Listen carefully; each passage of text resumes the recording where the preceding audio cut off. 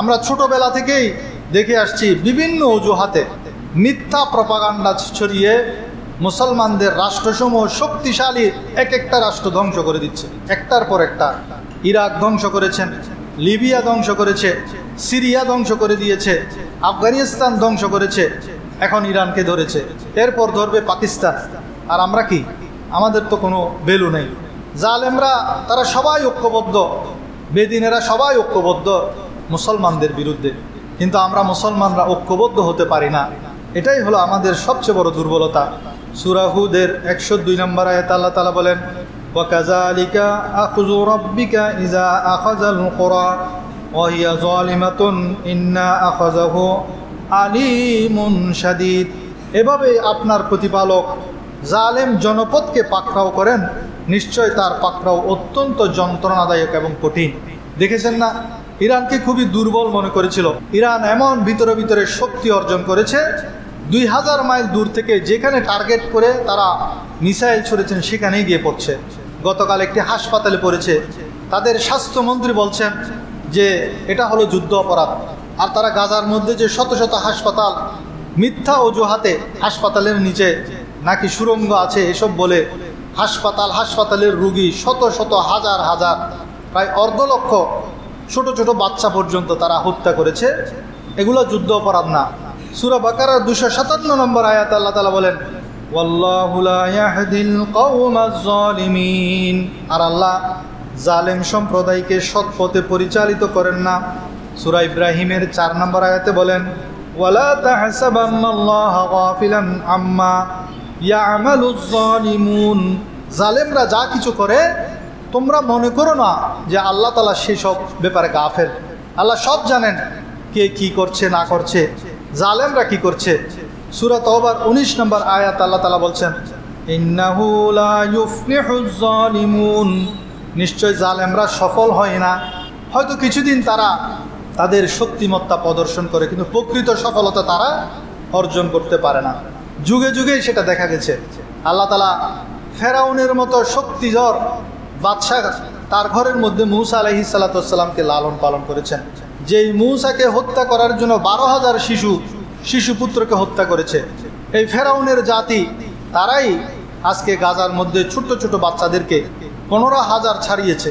15,000-এর অধিক ছোট ছোট মাসুম শিশু বাচ্চাদেরকে সে হত্যা করেছে। সেগুলো যুদ্ধ অপরাধ না। আল্লাহ তাআলা এসব জালিমদের হাত থেকে আমাদেরকে হেফাজত করুন, সবাই বলেন আমিন। সূরা আনফালের 54 নম্বর আয়াত আল্লাহ তাআলা বলেন, যালিকা বিআন্নাহুম কানু ইউকাযযিবুনা বিআয়াতিল্লাহ ফাআহলাকনাহুম বিযুনুবিহিম।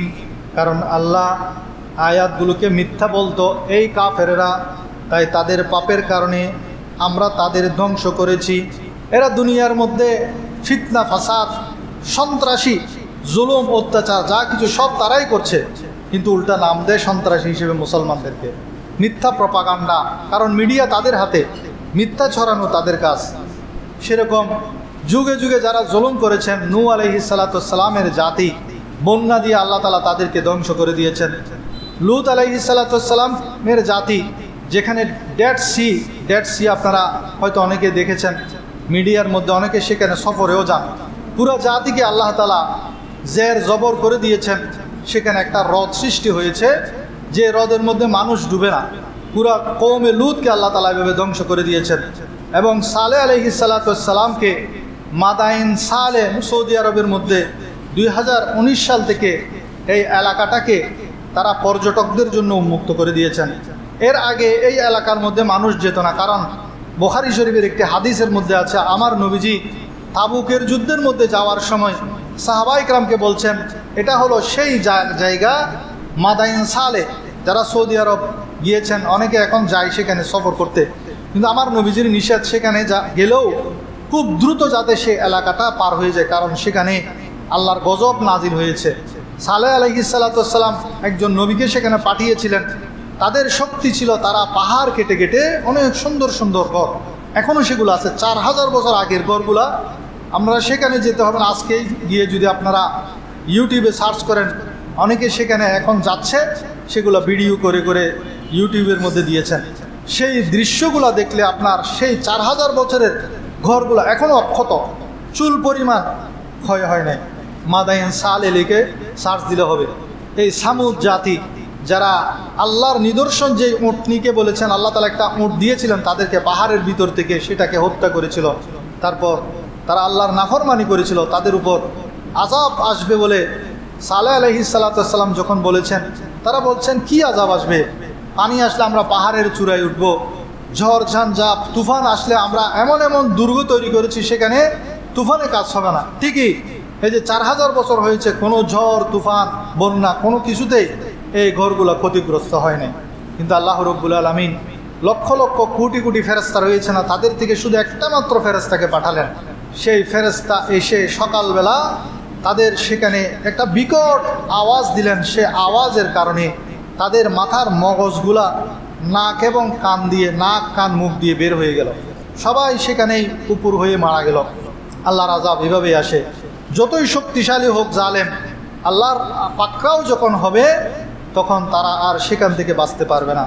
সেজন্য বর্তমানে আমরা হতাশ হয়ে যাই, হায় হায় কী হবে, আমাদের মুসলমানদের কী হবে। মনে রাখবেন, জালেম যতই শক্তিশালী হোক আল্লাহ রব্বুল আলামিন তাদের ব্যাপারে বেখবর নন। আল্লাহ রব্বুল আলামিন তাদেরকে পাকড়াও করবেন। এই মাদাইন সালেহ আলাইহিস সালাতু ওয়াস সালাম এবং তার জাতি সামুদ জাতির সেই ঘটনাগুলো আপনারা সূরা হিজরের 80 থেকে 84 নম্বর আয়াতের মধ্যে পাবেন। আমি আয়াতগুলো পড়ছি না, আপনারা পড়ে নেবেন। সূরা হিজরের 80 থেকে 84 নম্বর আয়াতের মধ্যে আমি বলেছিলাম ফেরাউন 12,000 শিশু হত্যা করেছে। আর বর্তমানে আমরা দেখি ইসরায়েলিরা, ইহুদিরা শিশু হত্যা করে। এটা তাদের পুরানো অভ্যাস, কারণ তারা ফেরাউনের জাতি। সেই পুরানো অভ্যাসের কারণে তারা শিশু হত্যা করে। কিন্তু শিশু হত্যা করেও তারা যেরকম আল্লাহর হিকমতের বাহিরে গিয়ে তারা মূসা আলাইহিস সালাতু ওয়াস সালাম যাতে দুনিয়ার মধ্যে আসতে না পারে সেটা তারা করতে চেয়েছিল কিন্তু করতে পারে নাই। ঠিক তদ্রূপ তারা যতই শিশু হত্যা করুক, সমস্ত মুসলমানদেরকে গাজা থেকে বের করে দেওয়ার চিন্তা করুক, সবাইকে কূটনৈতিকভাবে একত্রিত করার যত জালিম শক্তি একত্রিত হোক না কেন, আল্লাহ রব্বুল আলামিনের কৌশল বোঝা বড়ই কঠিন। আল্লাহ রব্বুল আলামিন এই জালেমের বিরুদ্ধে আছেন, যারা মজলুম তাদের পক্ষে আছেন। আমরা মুসলমানরা সারা বিশ্বব্যাপী আজকে মজলুম। আল্লাহর কাছে আমরা শুধু দোয়া করব আল্লাহ যেন আমাদেরকে এই জালেমের জুলুম থেকে হেফাজত করেন। সবাই বলেন আমিন। আল্লাহ রব্বুল আলামিন কোরআনে বলেন, ইউরিদুনা লিইউতফিউ নূরাল্লাহি বিআফওয়াহিহিম ওয়া ইয়াবাল্লাহু ইল্লা আন ইউতিম্মা নূরাহু ওয়ালাউ কারিহাল কাফিরুন। কাফের এবং মুশরিকরা তারা মুখের ফুঁক দিয়ে আল্লাহর এই আলোকে, দ্বীনের আলোকে নিভিয়ে দিতে চায়। আল্লাহ তার এই আলোকে পূর্ণতা দান করবেন। আল্লাহ দ্বীনের এই আলোকে পূর্ণতা দান করে ছাড়বেন। এবং ইসলাম হলো আল্লাহর নূর। আল্লাহ এই নূরকে কিয়ামত পর্যন্ত বজায় রাখবেন। সবাই বলেন সুবহানাল্লাহ।